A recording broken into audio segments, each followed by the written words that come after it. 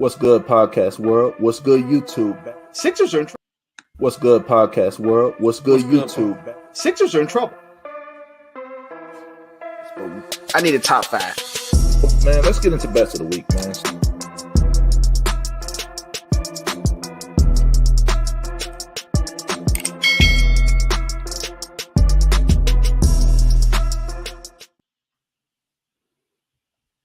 What is good, podcast world? What's good, YouTube? Back for another episode of Charge It to the Game Sports and Sports Betting Podcast, brought to you by the BetUS Sports app, Simply 8 Vitamin Gummies. As always, I'm your host, Rome, joined by my co-host, Big Z, and joined by a very special guest, man. Former Ravens tight end, Mr. Daniel Wilcox is joining us. Daniel, brother, what's up, man? Very happy to have you on, man. Rome, Big Z, man, I appreciate you gentlemen having me on. I know Zay gonna pop in later, but man, I appreciate you gentlemen, giving me the opportunity to come on Charge It to the Game. For sure, man. Welcome, man. Warm welcome. And for everybody that doesn't know, I know we took a little break, man. We definitely looking forward to getting back at it, man. And Daniel, man, just to start off before we hop into the major topics, and I'm pretty sure everybody already knows, I have you on here. We're going to talk about that Lamar situation. Yeah. But I reached out to you on Instagram, man. And for anybody that doesn't know, man, I think you have your own little sports podcast or sports talk. And I know you was talking a lot of knowledge of the pro game, a little bit behind the scenes and stuff like that. Could you just reiterate and tell us a little bit about that, man? Yeah, I don't know why my podcast got to be my little podcast. You know what I'm saying? Like, damn. You would have thought that was something Big Z would have said, not you, Ron. Damn. Oh, player hating ass Z. No, man. Yeah, I got the Believe in the Ravens podcast, up in Baltimore, man. Put that towel away, man. Put that damn thing away, because tell him, man.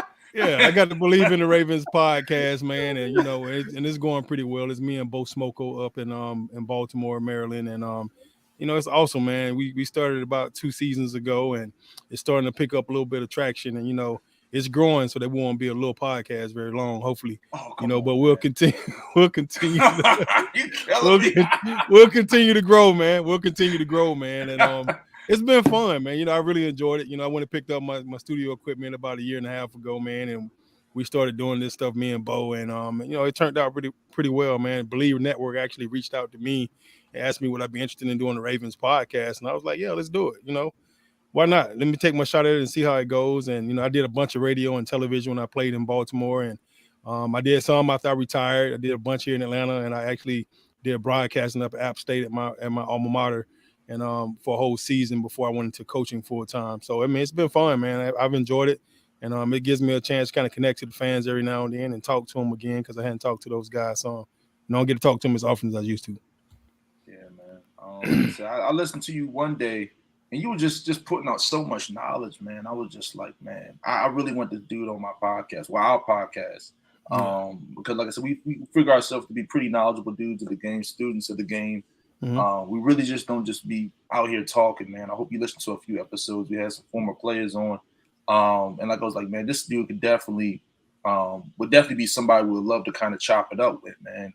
And just like I said, the energy you bring to the show, your knowledge of the game, and just the honesty. But I wanted to ask you because, like I said, we're a sports and sports betting podcast, right? I got to tell you, yeah, App State is probably number one college football, and Z already know. I've been hitting them over the head with some serious with App State and college football, man. What about you, Big Z? You like App State? You an App State fan? Oh yeah. They got the right colors, right? Oh yeah, of course. Ever since the Michigan upset, I think anybody who's a college football fan, knows about App State and App State history. Yeah, well, I'm proud of those guys, man. I just came off from up there last weekend for an alumni weekend. It went really well, and the facilities are absolutely amazing, And one of my younger guys I mentored and coached back when I retired. When I first retired, Kendall Lamb, I think Kendall's playing with the Miami Dolphins now. He's either the Dolphins or the Texans. So he's starting offensive lineman, and he was talking about how each generation just kind of paid for something. At App State, he was like, my generation paid for the big field house where they called all the games from, and they got all the luxury box, and then his generation just paid for the new field house in the end of the end zone with the you know, the new store, the App State Nike store and all that type of stuff. And next year they're going to build, they're supposed to start, they're working on a new project where they're going to do the other side of the stadium, just like the side of the home side of the stadium, and put press boxes and all that stuff on the other side. So they were saying that the new generation is going to have to pay for that, you know. So, I mean, it's kind of good, man, to see the kind of the progression of the college and the progression of the university, and, you know, somewhere that you sweat blood and tears and all that stuff at, man, and you see them continue to grow and get bigger and better. I'm super happy for those guys. You know, they've had a ton of upsets over the years. We had a couple when I played there, and there was a bunch after I left, and it's still coming, man. Every year, you know, App State show up and show out on somebody.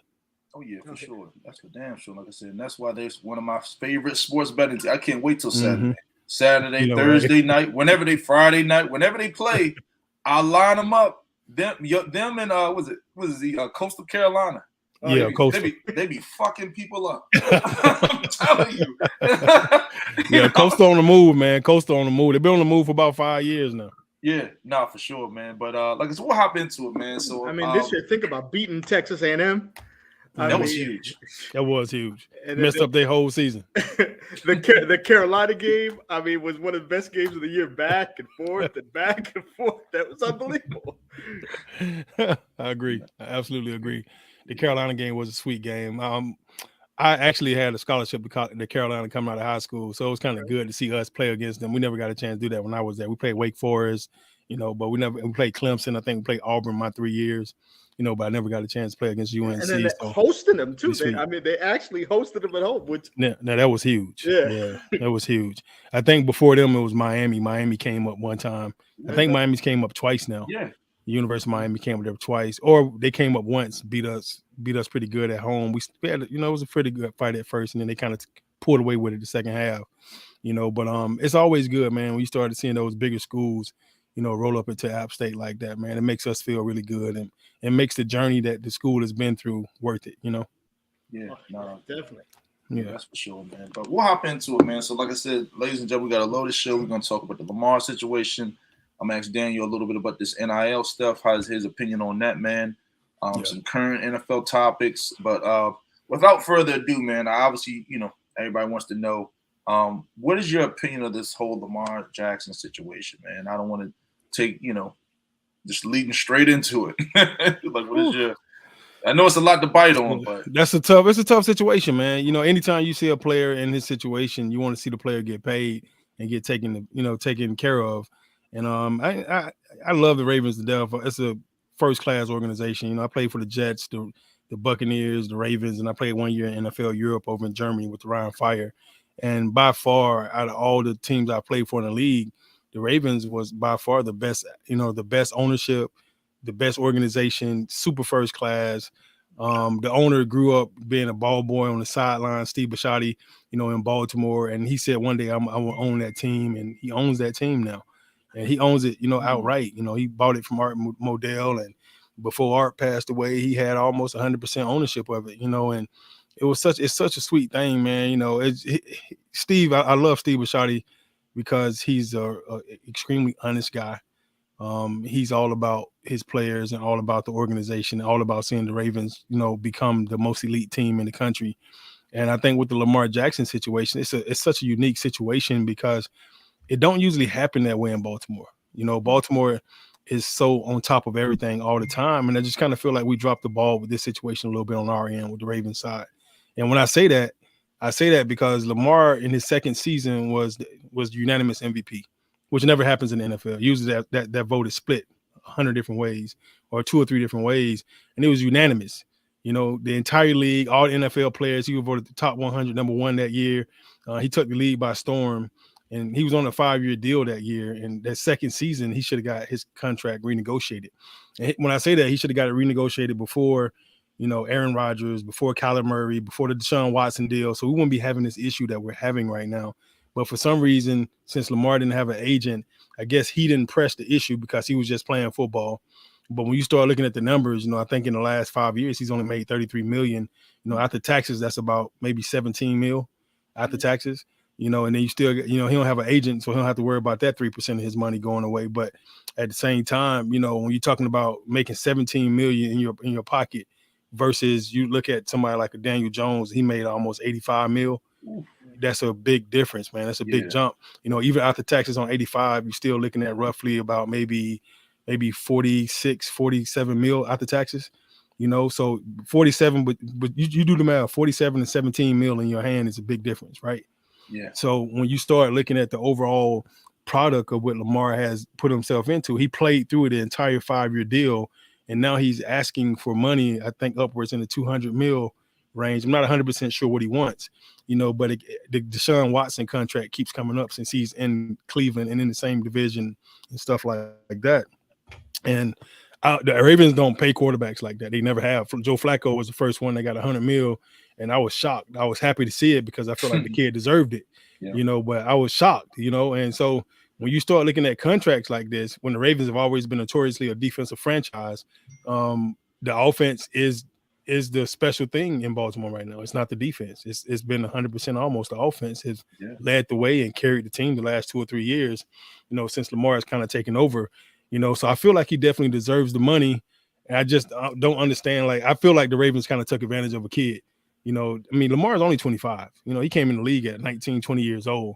You know, so he is at 25 years old, and he's still a baby. And he done played out a whole contract, and now it's time to pay the man.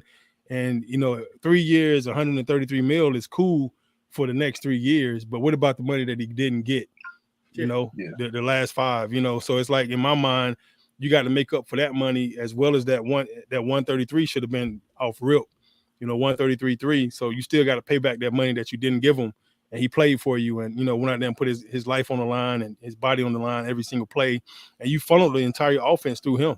You know, he ran the ball probably more than any of your running backs.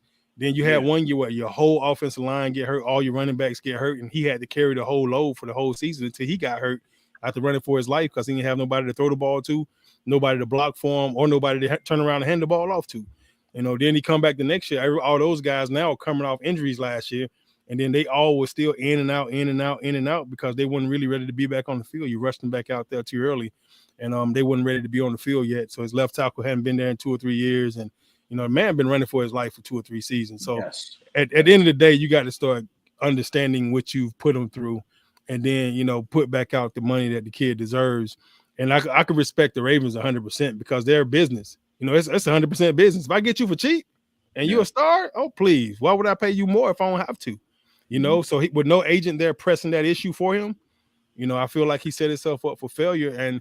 And I think it's a lot that comes into this topic, man. We could talk about this thing for the whole hour, 2 hours, if you really just dug into it, you know. And just I feel like he's such a blessed guy. He's such a talented guy.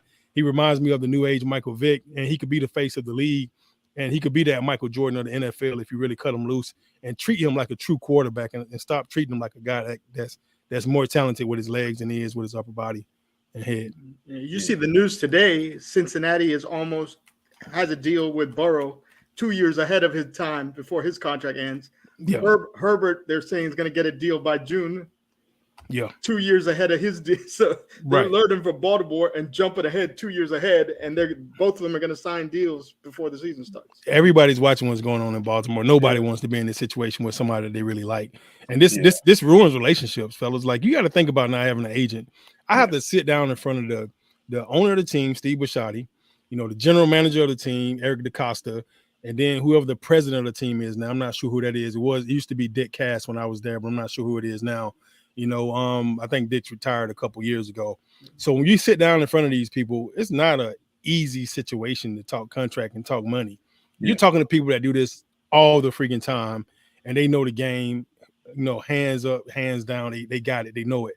And you have to sit there with you and your mom and try to talk business and talk money with these guys and tell them what you think you deserve. And then they're going to tell you why you don't deserve it.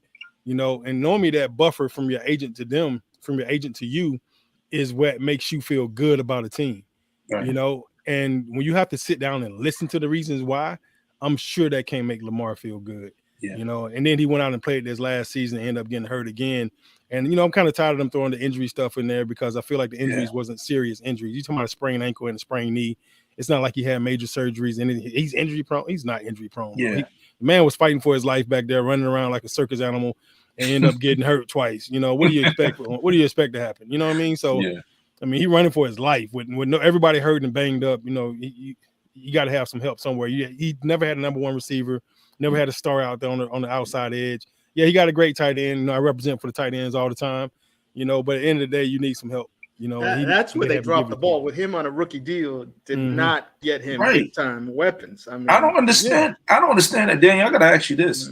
I think they kind of dropped the ball too, because I mean, on that rookie deal, you're supposed to go all in. Especially if you see that guy as a real player, you're supposed to bring like a DeAndre Hopkins type, or like a legitimate number one, or outside threat. And they surrounded this dude by like Devin Duvernay and Sammy Watkins and some of these other guys, Kenny Stills back a few years ago, like okay guys, but it's like you need an elite, legitimate threat along. You know, I mean, look at Cincinnati. Burrow on a rookie deal. Look at all his weapons. They stack, and then when they got a Ravens tight end to back him up, that was a first round pick with the Ravens. When they got Hayden Hurst, you know what I'm saying. So it's just. I mean, Cincinnati went all out with that. I mean, and you're 100% right, but that's the difference from having your head coach as a special teams coordinator when he came in. So he's more special teams oriented than he is offensive defense, you know. And then your front office have always been defensive minded, right? So the defense is stacked. You know, when you look at the defense here, you got some all-pro corners out there, you got some all-pro safeties out there, you got some all-pro D linemen out there, some all-pro linebackers out there. When you look on offense, you were like. But even if we remembered, Flacco had to win the Super Bowl to get his deal.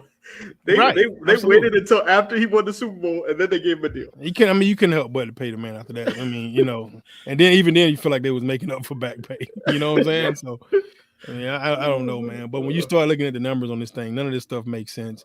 And I think Lamar has definitely got a sour taste in his mouth about Baltimore. And now he's thinking about leaving the city. But I knew once they put the low tender tag on him, I said he's gone. It's a wrap. I knew it wasn't gonna last. That was a little disrespectful, right? I mean, that's kind of. I mean, I guess that's very disrespectful the way I look at it. It's disrespectful on our side as the player side. Yeah. But on their side, it's great. It's great business. Yeah. It's great business by the Baltimore Ravens. You got to take your hat off to them.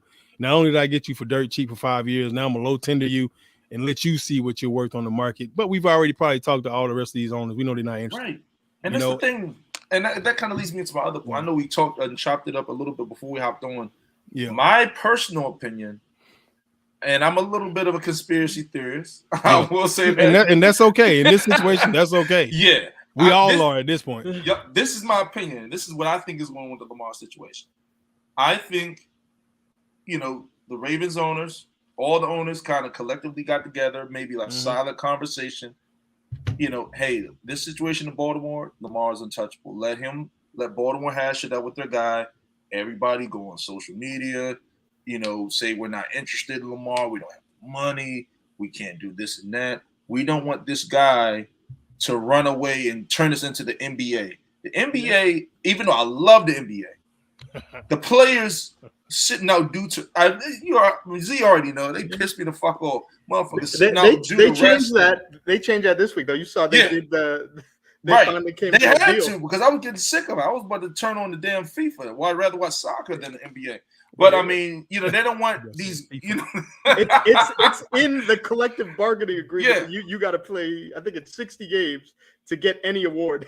The NBA. Yep. Let me finish up. Oh, okay. So I think the NFL. I think they all collectively got together. Let the situation in Baltimore handle itself out. Yeah. We're not trading. We're not doing that. I don't know what's going to happen now because now they're talking about these teams and stuff like that, and it's coming down to the wire type thing. But I just don't think they want a top A-list level talent, young talent, to just go out there and be able to be his own agent because that's going to then eventually squeeze out the agents. So if you're an A-level talent, why do you need an agent for taking a percentage of your money when you can negotiate your own deal?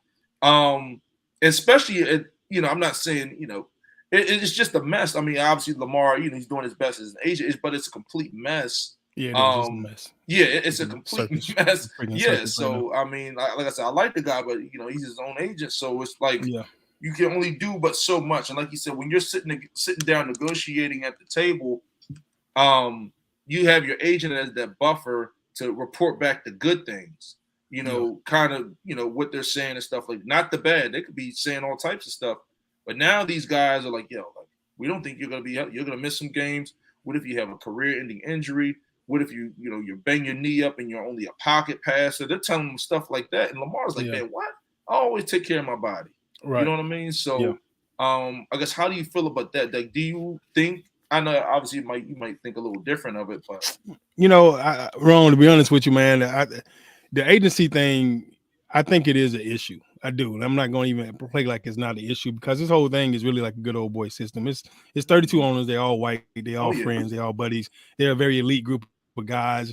It's like they sit in that room. You can almost hear them say, "Can you please pass the Grey Poop on?" That's what you're doing. It is. We know. It's very refined billionaires, a bunch of guys in a very elite group. It's just 32 of those guys. And they can sit in that room. They can talk about any and everything they want to talk about. The agency thing, it's the same thing, like your Drew Rosenhauses and stuff like that. These guys been around the league for a long, long, long time, and they've made friends with every single owner. They've made friends with all the GMs. They had to talk to these guys every year. And I think that's what Lamar is missing, right? He needs somebody to be able to talk to all 31 teams. Lamar only knows the people that play for the Ravens, that work for the Ravens. Right. You don't know all 31 other teams' GMs. You don't have relationships with all of them. That would be asinine. You'd be able to even think that he knows 31 other GMs and 31 other owners, that he could just pick up his phone and hey, man, this Lamar, calling about Lamar. Just want to tell you, what's going on out here. I'm really interested in coming over there to play for you guys. And even that mindset, right? It's different if your agent call and say, hey, man, we're trying to see if you guys are interested. But it's different if you call and be like, hey, man, I'm interested in y'all.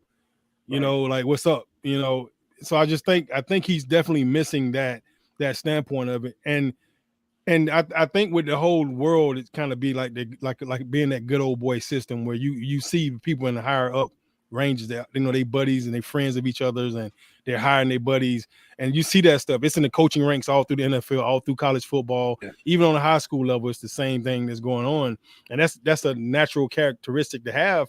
If I come up, I'm bringing my guys up with me. That's a natural characteristic to have, and I think that's going all throughout the NFL. The NFL is flooded with people hiring each other, nephews and brothers and cousins and aunties, and what I'm saying, all that stuff. So throughout the entire league, that's definitely an issue, and Lamar he's definitely dealing with some of that. When it comes teams to were announcing we're not interested. You never see right. Teams come out saying we're not interested. That's the one that I think a lot of that too is the part of them knowing that no matter what I do, whatever I offer you, the Ravens can match it right away, and I can't get you because they matched it, right? And they still got rights. Anybody else? They'll hold your salary cap space. I think it's for 10 days. Right. And then the Ravens got 10 days to make a decision where you can't make any moves for those 10 days. That's why nobody's going to even. So I think if anything going to pop off, it's going to pop off after the draft. Yeah. Right. Or during the draft, the day of the actual, they're going to start moving some pieces around day of the draft, trying to figure out. People are trying to put their brains together and rack, and they know that Lamar's on the table. And what you do is you normally just put up a whole board up top, and then that board has every player name on there, and you have them ranked. Like I did an internship with the Ravens scouting department about 3 years ago, right? So I'm sitting there and I watch how they rank them. They go through every single college player. They all on a big whiteboard, dry erase board, or digital board, and they have them ranked from the number one player to the worst player. Who's the best? Who's the worst? So everybody got Lamar Jackson name right off to the side of that list. I can guarantee you. So they all know that Lamar is out there, all 31 teams. But then they got those players ranked, from 1 all the way down to 300. If it's 300 guys coming out, right? And then so they're gonna say in the first pick, if I get the chance to get the first pick overall in the NFL draft, I'm taking the very first player on that board. That's how the Ravens do everything. So as they go down that list, no matter what, they're gonna take the very next player that's available. They're not going to go and say, all right, we need an O-lineman. We're going to get this guy. They're going to go down for that list, number 1, all the way down. If that guy's available when they pick come up, that's who they're going to take. And I think the NFL right now is waiting around to kind of see what's going to happen on draft day, right? So the fact that they know that if they offer Lamar, the Ravens could offer that money and get him right back. They also do not want to mess up the chemistry of their own team if they don't get Lamar, So once that draft day hit, everything's off the table. All the dominoes are falling on that day, you make the dominoes fall. You let everything hit the ground and go from there and start from scratch. So that's when you really start building your team. But up until that point, you can't show no signs of weakness in your own organization. And you got to work out those deals in quiet and in privacy so that the media don't know. And it becomes this array of BS. And then when it hits, boom, it hits. It hits all at once. He's out, he's in, he's out, he's in. And you're maneuvering around those pieces of the puzzle and make this thing work. And I think Lamar is falling victim right now of timing, bad management on his part, and then Ravens kind of take advantage of that bad management at the same time. I feel like shame on the Ravens for taking advantage of the kid. And they should have definitely renegotiated his contract or pulled him in and say, hey man, we need to renegotiate this thing right away. We want to make sure you're taken care of and you're a Raven for the next 5 or 6 years. And they didn't do that. They allowed him to play out the rookie deal because they got him dirt cheap, put that money on the defensive side of the ball or save some of it up, whatever they decided to do with it. And now it's coming back to bite him in the butt. And now I think you got a disgruntled quarterback who, if I was Lamar, I would probably sit out right now. I don't think I would. I would go play. You wouldn't go play all this shit? I want to play, but I wouldn't do it. Man, but let me ask you this, because I wouldn't do it. Actually, Z being a Steelers fan, it's a running back. Le'Veon Bell, yeah, he's a running back though. He's a running back, and they age like whatever. Fine wine. Yeah, but this is a quarterback. This is elite young quarterback. Age like spoiled milk. My bad. Like bad milk. Running backs be gone quick, boy. Yeah, they do. I'm telling you. When Le'Veon came back, expiration date. For real. But I think as a quarterback, he can get away with it. But do you think he would come back with a little bit? I guess Deshaun Watson was a little bit of a different situation, right? Right. Him sitting out. But what if owners like, man, like we've seen this that Deshaun Watson, even though he sat out due to different reasons, he came out back with that rust and he looked absolutely horrible. And He'll be fine. They can franchise him next year too, though. They got 2 years of worth of franchises. The Ravens have. Yeah, unrestricted or whatever. Yeah, unexclusive, and then I can't remember what the other one is. Yes, he would have to sit out 2 years to be free of the Ravens. Yeah, right. I mean, I think it's just so tough, man. Because I think with Lamar, I think him being in that room across from those guys, him hearing that, he might potentially sit out one of those years, but I think he's just going to ride this thing out, play on the franchise tag, and then just become, if he doesn't get traded, just become a free agent like the Kirk Cousins thing. No matter, even if they gave him what he potentially maybe, if they overpaid, but I just think he's going to be so stubborn. Not stubborn, but I just think he's just done. I think he's just done. It's got to be a trade. He demanded a trade. And he publicly announced it. Yeah, I think he had to do that, Big Z. If he didn't do that, nobody understood what was going on from his standpoint. Yeah. Now, if he had an agent, that would have been put out on the second. Yeah. You know what I'm saying? The agent would have reached out to Adam Schefter or whoever, and Lamar Jackson. He'd been like, "Hey man, just wanted to put out there that Lamar, we requesting a trade from Baltimore. It wouldn't have been Lamar, it would have been we. We requesting a trade from Baltimore, and we're going to surf the market and see what's out there." And we're just looking for a better deal. We just feel like the Ravens didn't take care of us. They didn't put the offense in that we needed. We've been on a bad offense for the last 2 or 3 years here in Baltimore. Bad OC. Should have got rid of OC 3 years ago. Didn't do it. And it should have got rid of Roman probably after the MVP year, and they didn't. And everybody was calling out the plays. Everybody knew what they was doing. It was too generic. It was too simple, too simplified, and everybody had them figured it out after the first year. And once they figured it out, everybody started, trying to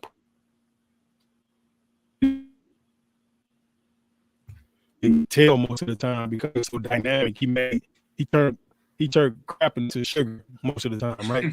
Yep. Yeah. So and everybody knew it, but nobody wanted to say anything about it. So they held on to Rome 2 years. I think it's out, back. That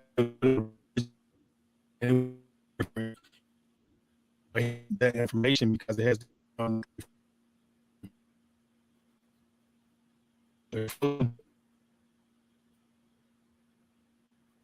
you hear me, Big Z? Yeah, I can hear. Yeah, awesome. I mean, it's a tough situation. Remember he timed the and Daniel, by the way, I don't know I think your internet might have lagged out or something like that. So, but go ahead and continue. I think we can hear you now. What were you saying, Daniel? I think he's still left. Why am I lagging out? Can you hear him, Z? I can hear him. Yeah. Okay. Yeah, we can hear you now. Oh, can you hear me? Big Z, you can hear me? Yeah, I can hear you. Yeah. Oh, for some reason I was saying something, but y'all wasn't saying anything, so I didn't think y'all heard me. Okay. No, I was just saying, man, I think they should have got rid of Greg Roman 2 years ago. Right. And I think his agent would have stood on the table for him and say the things that he couldn't normally say. It's not coming for a player to come out and say, man, my coach sucks, but his agent could say, hey, man, the Ravens we've been talking to the Ravens about moving forward with the offensive coordinator situation. Then they go get a college OC, this year. Yeah, Georgia won 2 national titles with him, but it's like he will get a college OC to bring him to the NFL. You don't know how that's going to work. It hasn't been proven. Then you can't really make really off-season acquisitions. This is the slowest off-season acquisition for the Ravens I've ever seen, and I think it's because of this whole Lamar thing. What receiver is going to sign with a team that don't know who you got as a quarterback? As a receiver, I know I get paid by getting the ball. That's the only way I'm going to shine in this league. I get 100 catches. Why would I go somewhere I only know who my quarterback's going to be? It's different if you're Aguilar and you're not that premier guy coming from New England. You're not that premier guy. You're just another guy coming in like all the rest of the guys they already got. But if you're Odell Beckham, I'm sitting there like, yeah. Not right fit, yeah. Because, I think... Let's see what you're going to do with my boy Lamar before I make this deal, bro. You know what I'm saying? I'll ask you this. The only guy, I think he was a solid guy, and you probably remember this. I know you remember this. Remember when the Raiders they let him go? I think this was when Amari Cooper was developing. And when they let Michael Crabtree go and they got Michael Crabtree. When the Ravens got... He was okay, but he was on his way out the league too. Yeah, I feel like everybody they got, they was on their way out the league, and they were older guys. Like even Odell, he's coming off 2 injuries. Like why? You know what I'm saying? Like go get Devontae Adams or somebody, man. Go get a dog. Somebody that's gonna come in here, a Stephon Diggs, or just go get somebody that's gonna really, really, really shine. You need a Jamar Chase to come in here. That's what you need. And that's the thing. You need somebody like that. It's so tough because all these young quarterbacks, like you just said, Josh Allen they went and got him Diggs, and Kyler Murray, they tried to go get him Hopkins, and they brought a few of his Marquise Brown and some of these other guys that he likes, and Mahomes had Hill, and now he has Kelsey, and obviously he has Andy Reid. Give me Tyreek Hill. That's what I want. Give me Tyreek Hill. Yeah. I'll take a Chase Claypool or Michael Pittman Jr. too. I'll take those type of guys too. They still haven't became elite players, or just draft somebody. Steelers draft a guy every year. Even the kid they got from Georgia last year. Pickens. Pickens ain't no slouch, bro. So just go get me some dogs, bro. That's all I'm asking. Go get me some dogs. Put a little bit of money into my receiving pool. And I'm not saying that they don't have great players because I like Duvernay. I think Duvernay is a freaking stud. I think Bateman's a stud. Yeah, but Bateman was hurt too. Yeah, he was hurt too last year. And then Duvernay, I feel like we never use him enough. I don't know why. I just feel like we don't. Really? I think y'all use the hell out of him. I don't feel like we use him enough at all, bro. I feel like we use him because we ain't got no choice last year. But even then, I feel like we ain't use him enough. Like, dang, man, get a man the ball 10 times a game. Let him go ham on people. Take him off kickoff return for now. Even though that's not the best move in the world because he's just such a stud at kickoff return too, man. But I don't know. I don't think you use him enough. I think he's a lot more talented than we put on. The guy for them is likely the Coastal Carolina tight end. Yeah, Isaiah. He's gonna be good. But I think they need a receiver, man. They got Andrews. Yeah. They need somebody on the outside. Now, before Bateman got hurt, Bateman played really well because I was like, what the hell are the Ravens doing? Because he was looking the part, man. Because I was like, damn. I like Bateman. I really do. I just don't think he's an elite number one. Yeah. You take what you have with these 3 guys like Duvernay and Bateman, and I like James Prochet too, but you still need a Tyreek Hill. Yeah, you need somebody that's gonna make them boys be like, oh shit, we got Tyreek this week. Damn, but we got to see Devontae. We got to see D Hop. Mm-hmm. You know what I'm saying? We got to see Devontae Adams. You got to have that body. You got to have that dude out there that'll tell you straight to your face, dog. I feel God, homie. I feel God. You know what I'm saying? Yeah, ain't nobody out there saying that in that receiving room. You gotta have some. They're just trying to make a name for themselves. Yeah, you need to remember when Steve Smith Sr., even though he was an older guy when he got here. Steve Smith. You played with him? I can't remember. Dog. No, I was gone. I was already retired. Right. But that's like I had Derek Mason when I was there. And I love Derek. Derek Mason really was a dog too. Yeah, but even Mason was on the end of his career. Yeah. You know, like I mean, he came in towards the end of his career. Him and Steve both had played like 10 years together in freaking Tennessee, and then Steve McNair comes in and Mason comes in a year later. You know, he was on his way out the league too, man. But he put up a hell of a fight the last 4 or 5 years he played. Oh yeah. Yeah. They tried to bring in Deshaun Jackson last year at the end of the year. The Ravens. Yeah, I mean that's because you're looking for receiver. Everybody, once you start getting one of those guys hurt, you already don't have an elite receiving core because ain't nobody just stepped up and said I'm that dog yet, right? Mm-hmm. And then Bateman got hurt. Now you need another speed guy. You know, him and Duvernay, you're 2 speed guys. Now you need another speed guy. So you go and get Deshaun Jackson, and then we barely used him. I don't know if he was healthy enough to really be out there, but you know, we barely used him. He didn't play that much. He did make a play or two here and there, but it wasn't enough to make you be like, hey, boy, I gotta write this letter to my mama because this boy was point. You know what I'm saying? Yeah. It wasn't nothing like that. I gotta ask you about this defense now, because that defense, man, I mean, some of my boys, Ravens fans, they let them down last year. That they wasn't getting no pass rush off the edge. Calais Campbell looked old as hell out there. I'm in the corners. You know, it's all good though. You know, we got Calais. We know I'm in the A2 now. I'm from Atlanta. Yeah, so, you know, he's in Atlanta. Yeah, now we got Calais Campbell old ass here. So you know, he's still getting paid though. Hey man, I'm just saying, like, I sit here and watch these teams sometimes, bro. And I mean, Calais is a big boy. So it's like you try to figure out how you're gonna use him. At this point in time in his career, he will only be in on first and second down for me. Yeah, you know, I wouldn't put him in on third down. I get somebody else that's come in that's twitchier and quicker and faster and maybe shiftier and younger guy that's more explosive to come in for my pass rush downs. But I'll play Calais first and second to help him stop the run. Oh, yeah. I think he's still very effective for that. And I put him in on field goal block and let him block a kick every now and then too. You know, but I think you just got to get smarter, man, as management and as coaches, you know, as you get older and older doing this stuff and just figuring out how to use guys. And I think that was something that we've always been good at in Baltimore, and New England was too. You know, Belichick do a great job of learning how to use his players effectively. What is he really, really good at? Let's put our best players in the best situation to be great in those moments. And it might only be a 1 down or a 2 down thing, you know, a series. And it's not every down series all the time. But you have to be able to use them effectively so that you can be successful and be able to win. And I just felt like these last couple of years, we've been in such a disarray. And even with Mike McDonald, a young DC last year, you know, I think all the guys were trying to get to know him. You got some new insertions in there with Kyle Hamilton coming in.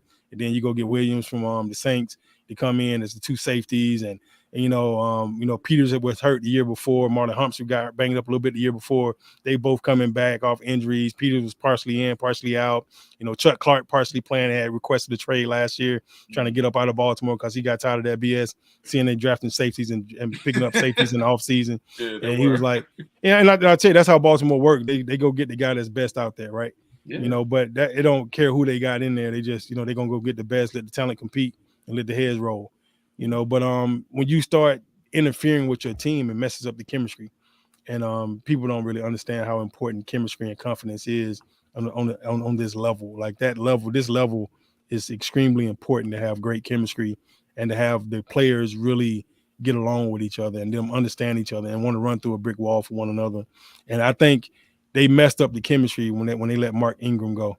When they was talking about the running back, big trust. Yeah. I used to enjoy the press conferences and them on the sideline. It was a show, man. It was a show. That was Baltimore, though. That was Baltimore to a T. If you wonder what Baltimore is like, it's the old Hard Knocks with Shannon Sharp and Ray Lewis and Siragusa playing jokes and tricks on each other and being camera ready all the time. Yeah. And you know, and exactly what you saw with them boys, man. The big trust, and it sparked that whole thing that year. And they became such a sight to see, and it was fun. It was such a fun team to watch, and that's what the Ravens have always really been about, you know. So if they can get that kind of chemistry back into that place, which is starting to seem to kind of really go in the other direction, which never has before, you know, some got to change, for real. And we starting to look like the Pittsburgh Steelers or somebody. I don't know what's going on over there. Oh, my bad, Big Z. I forgot. I forgot you was on here, dog. I forgot you was on here. I love it. The same Pittsburgh Steelers that haven't had a losing season in 18 years. Man, y'all got lucky last year, man. We spotted y'all a couple games. Stop playing, man. Yeah. We spotted y'all a game to help y'all out. We was like, bro, Mike Tomlin was with me down in Tampa. I was like, hey, man, y'all can't do Mike like that. y'all going to throw them this game real quick. We got Lamar's out. I'm going to give my boy Mike a game so he can keep his record, man. You can thank us for that, Big Z. Dan, y'all got to ask you this, man. I don't know if you know. I'm actually a Tampa fan. Yeah. Huge Tampa fan. Me too, man. You know, okay. Yeah. So how do you feel about this dude, Baker Mayfield, man? Come on, man. Stop playing. Stop playing, bro.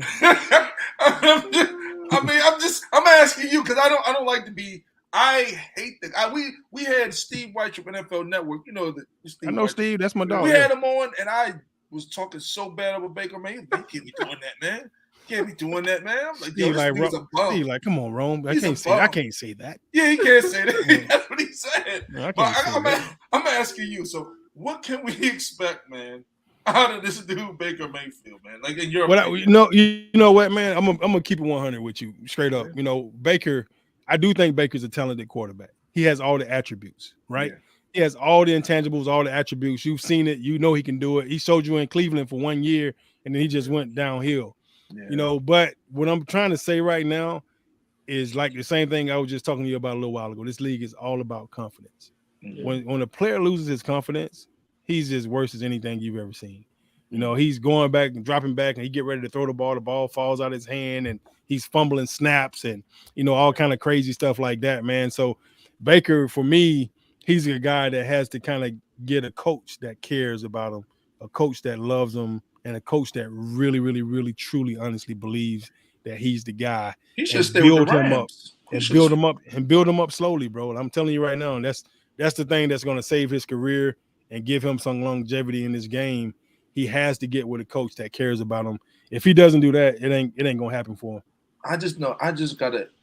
Why does it have to be my team? That's the thing. Why does it have to be my team? Like I've been saying that every day ever since this whole Lamar thing started. Why? Yeah. Like why? Like it came down to Baltimore and Tampa for Baker. And my God, Tampa outbid him. It got him. Yeah, look, we literally. Well, I look on paper, and I'm not even trying to be funny. I look at the starting quarterbacks across the league. Yeah. I think we have the worst one. I think the Bucs have the worst one, the worst starting quarterback in the league. Yeah, that's just my opinion. You might not be far off there. I don't know what Big Z talking about. We wasn't even in the hunt for Baker. I don't remember Baltimore talking about no daggone Baker Mayfield. Yeah, they was talking to him. No, we was talking to him. We just wanted to see how he was doing. How you doing? Yeah, why you leading the division, brother? We missed you. You know what I mean? We appreciate you, dog. We appreciate you. Yeah, you know, we the AFC around here. We do things differently. But Baker ain't it, bro. You can't, to me, I don't think you go from Tom Brady to Baker Mayfield. You know, me personally. Yeah. I think you bring a Baker in to be a solid guy for you if stuff go wrong. He does have enough juice where he could come in and fix a game for you or spell you a game or two if somebody was to go down in front of him. But I think if I'm Temple, I take my shot at drafting a quarterback this year. Yes, sir. You know, and try to get something really, really good. I bring Baker in to be a backup, maybe teach him what he's learned a couple of years that he's been in the league, where he went wrong, and if he's willing to do that. You know what I'm saying? Like if he's willing to be that mentor type guy, you know, he can show you where arrogance gets you and, you know, how far, you know, you want to set yourself up to be great in this league and, you know, where I went wrong at, what you could do to prevent doing the same things I did. And let him be mature enough to handle that type of situation. You think Baker Mayfield? That I don't know, man. I think he's a good dude. I genuinely think he's a good dude because we like him. If you notice, we like him. Bucks like we him. Do. No black guys. Who? You know, Baker Mayfield. Like yeah, maybe his teammates. Okay. I'm saying his teammates, right? Yeah. If you ever watch Baker, like from Oklahoma, you know, all the way up, he's got swag. I mean, he does. Yeah, you know, we like him. He likes us. Corny to me. I mean, of course he's corny, man. You know how this thing goes. Yeah, I know. This thing go, man. But I mean, it's at the end of the day, it seems like we've accepted who he was in our circles, right? And we appreciate him, you know. And I think a little bit of his confidence coming in was probably stolen from when he got to Cleveland some kind of way. I don't know what happened. I don't know if it was a front office thing or if it was a coaching thing, you know. But a lot of times you got these coaches in the league and they're old. They're a lot of old. They're real old guys, and they're used to their quarterback being a certain way. And when you don't fit their mold, they start trying to change you and shape you. And then all of a sudden you end up becoming something that you're not. And you start to lose that confidence little by little because they're smothering who you really are. You know, let me be me. Let me grow the way I want to grow. Let me keep the fun, energetic side of myself and stop trying to make me be this, you know, this Joe Flacco type guy where I'm very, you know, calm all the time and I don't get a chance to show my expressions and stuff. So he's an animated guy, Baker. I hear you. Yeah. I gotta ask you. So Aaron Rodgers. Good luck to Tampa. Hey, look, your other team, you were with the Jets too. So all your 3 teams are in the quarterback news right now. Yeah, man. Yeah. The Jets. We talking about the Aaron Rodgers and the Jets thing up in New York. Yeah, I mean that could be a good thing or a bad thing for Aaron Rodgers. I think if he goes in ball, it could be a great thing for him because, you know, New York is the media capital of the world, and he will get he's already, it's like he's an attention guy anyway. You know, I was about to say something else, but he's an attention guy anyway. But if he goes in balls, he's gonna love New York. If he goes and stinks it up a little bit, he gonna hate New York. New York, they will boo you as fast as you came in there. Fast as they cheered you on the field, woo! As fast as they boo. The Jets is no joke. But how crazy is it for him to announce it and the trade hadn't even been made? I mean, Green Bay could drag this out and then wait until. You think they'd be in petty, Z? You think because they pay less money. If they wait till I think it's July, the cap hit for them is less. So unless it happens draft day, Green Bay. That's after the draft, so they can potentially pass on quarterbacks. And I'm telling you, everything gonna happen after the draft, bro. Everything. Ain't nobody doing you could just tell the way Baltimore has never been this quiet in the offseason. You know, never. Like you basically hearing rumors of who they thinking about signing. They usually be on point. You usually see about 5 or 6 acquisitions quick. Boom, boom, boom, boom, boom. Baltimore signing guys right away. I've never seen them this quiet. You know, so I mean, it hasn't been a lot of movement at all. They up to something. I'm telling you. It could be Lamar. I mean, whoever doesn't end up with one of the first round quarterbacks is going to be in for Lamar. That's it. When you look at maybe Indy, they're talking maybe New England trying to reshuffle their quarterback situation. New England's kind of weird, man. Because we were talking about a little bit before the show. You told me something about the Raiders trying to get Mac Jones. What? New England trying to get rid of Mac Jones, and then I'll tell you what, New England's not a place for Lamar. That's not the place for him. That's the last place he needs to go. He needs to go somewhere that's going to allow him to be very creative and be expressive and be the type of player that he really is.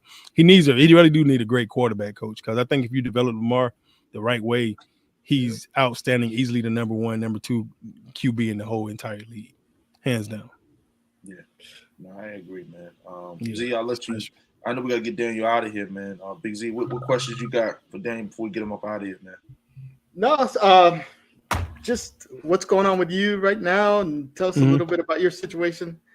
I'm back home down here in Atlanta, man. You know, I got 2 boys. I got a 17-year-old and a 12-year-old. They're on spring break right now. So my oldest son is in baseball practice. My youngest son is in Belize with my wife. Okay. And I have the Believe Network podcast. We're doing the Believe in the Ravens podcast, me and Bo Smoko. Okay. And also I have my own company down here, Wilcox Custom Homes. I build custom houses and do custom basement designs and kitchen remodels and bathroom remodels and stuff like that as well. And I'm just trying to enjoy life, man, be the best father that I can be, and continue to develop myself as a human being, as a man. Started my nonprofit foundation back up, the Daniel Wilcox I Will Foundation. Changed the name from an Empowerment Minds Foundation to the I Will Foundation, and hopefully I'm gonna start getting some football camps and stuff going again this summer, and doing some other stuff. I think I'm gonna try to get into the some of the women's stuff this summer, man, with the football camps. Women they starting to get scholarships and stuff for flag football now. Really? Yeah, man. So it's kind of cool. Yeah, it's kind of cool. They're playing flag football in high school, and then they got legit leagues in high school, and they're actually starting to go to college to play flag. Wow, I did not know that. Yeah, so if I can do anything to kind of help teach those women the game, I'm gonna do my best to do that. The young girls.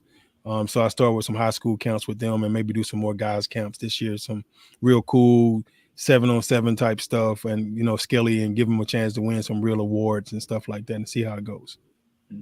Outstanding. Yeah, I love it, man. Like I said, Yeah, man. But I was gonna ask you really, really quick before you hop you off of here, man. NIL stuff within our college sports. Like, I know we could have a whole entire episode Yeah, on that, we could do but another hour. just the short and skinny. Like, what are like your opinions on that? You know, I like it, Rome. I really do like the NIL stuff. It's a gift and a curse. I feel like a long time ago we should have been getting paid as college athletes. You remember being a college athlete? Yeah. You know, we was always broke. We never had time to get jobs. You know, you still want to go out on dates with girls, and you can't do it unless your parents got plenty of money and they paying and they giving you money. You know, you got to have a car, you got to have transportation to get around, and you never have time to work. You know, so I always felt like the players should be getting money, should be getting paid to compensate us, and they have always looked at it like, we are giving you money. You know, we're paying for your books, your room, board, and tuition, but we walking around here broke, especially if I'm a guy that's less fortunate. I remember Ray Lewis said his mom dropped him off with, $30 worth of food stamps. You know, and that's all he had when he got dropped off at college at Miami. So, to me, the NIL thing is genius. It's something that should have happened a long time ago. They've been making millions and millions and millions of dollars off us as players for years, and it's lacing everybody else's pockets except the guys that's working their butt off to earn that money for the universities. So I think giving that money back, some of that money back to the players, is a huge thing. It's not a bad thing at all, but I don't like the way that they're giving it to these kids. I really do feel like it should be like, all right, you're going to get, $3,000 a month. That's the cap. The rest of this goes into like a trust or goes into some kind of fund for you that you get once you graduate college or once you leave this school or whatever. But you're not going to be on campus walking around with gold jewelry and bling necklaces and brand new Challengers and Chargers. And, you want to put the kids in a situation where they could be successful and they could be, they could be fruitful with their money later on. And you teach them how to budget it, right? I feel like that's what we all missing coming from the NFL. We come straight from college, being a broke college student, to boom. Now I got freaking 5,000, 10,000, 20,000, 50,000 a month hit my account. And I'm spending it like, oh my God, I need this, I need that, I need this, I need that. But if I got this stuff in college, got a little bit of money in college, and I was able to learn how to budget it, and I was taught classes in college how to actually work that money, and they put the money in a trust, so that money grows for me. And now I'm learning how to invest that money and let that money grow for me and make money. And you're educating me, because that's what I really think college is really lacking and school is lacking. Teach me stuff about life that's going to really help me be successful. But they don't want to teach us those type of things. They want to give you the money and let you go be dumb and stupid and blow it, and next thing you know, you right back where you started at, at ground zero, man. So, but I feel like it's a great thing. I feel like we deserve to get paid. Our kids deserve to get paid while they're playing sports in college. I just don't think that it needs to be given to them in millions of dollars, right away. I think take that million, put it away, get spoon feed them a little bit of that money every month, so it's more like a salary or something that could help support them in school, but not something that'll make them go out and start doing stupid trips and go all over the place. If they want to save as much as they can and be able to take trips and let them do that, they're gonna be those guys. But they gotta learn how to use the money, save the money, keep the money before they spend the money. Yeah, no, I completely totally agree, man. BZ, any comments on that, man? No, financial literacy should be the first thing. People should be learning that in high school before you go to college. And 90% of people don't. Not only athletes, students. I mean, anybody. Even someone like me get my first job out of college, thinking I had money for the first time and birded through it. It's something that you should take. The idea of having some of it in a trust is wise. I think that's a smart, because people are using it right now for recruiting. I mean, now it's like going, especially the quarterbacks, going to the highest bidder. That's what you would. You think about it. If you're a kid and you coming from the hood and you don't really have much already, and you're already tired of struggling, your mom's struggling, you seeing your parents struggle, why would you go anywhere less than the person that's going to give you the most money? And then if you're already well off and you're already taken care of, then you could pick and choose what school you want to go to then. Your parents, you don't need no money because your parents did right by themselves and did right by you. But for the most part, man, I think these young men, they're not doing wrong by going to the highest bidder, going to the place they're going to make the most money. You can get it. Like I said, the faster you're able to get money and save it and put it away, the more money it'll make for you, instead of you having to spend it now. And you don't know, football is one of those sports, tomorrow's not guaranteed. So if I don't take the money right now and I don't make it through college, then I'm done. I don't get a chance to go to the NFL. It's only 1% of the world get to play in the NFL. It's really 1% of the 1% of the 1%, because it breaks down like that when you really think about it. You get weeded out from high school to college, And then, college got the JUCOs, the D3s, D2s, D1s, D1 AA's, the FCS, FBSs, and then you leave that, and then you get a chance to go play in the NFL. So it's really the 1% of the 1% of the 1% of the 1% that really get a legitimate chance to play in the NFL. So it's a very elite group, and so a lot of us, don't even get that shot or that cup of tea at all. And then you got the guys that get a chance to trickle down to the USFL and the XFL and arena leagues and stuff like that, and the CFL leagues. It's a lot of talent out there all over this world, man. By now everybody get a chance to be blessed enough to be polished enough to be able to play the game in the NFL on the NFL level, the highest level possible. And I tell people this all the time. There's no Olympics for football. The NFL is the Olympics. That is the Olympics for football. So everything else has the Olympics, not the NFL. That's it. That's it. Yeah, man. That's all facts, man. But Daniel Wilcox, everybody. Daniel, thanks for coming on, brother, man. Like I said, honestly, it was a blessing to have you on. Would love to have you on again, man. Like I said, we can get you up out of here. For everybody else, like you said, make sure you like, comment, subscribe to the channel. Daniel, we'll hopefully have you on again, man. Anybody want to shout out before you hop off? No, man, I'm good, bro. Like, I appreciate you guys bringing me on, Rome, Big Z. I didn't get a chance to meet Zay this time, so maybe next time I get a chance to meet Jay. To charge it to the game, man, you guys are doing a great job. Love what you guys are doing, man. And thanks, brother.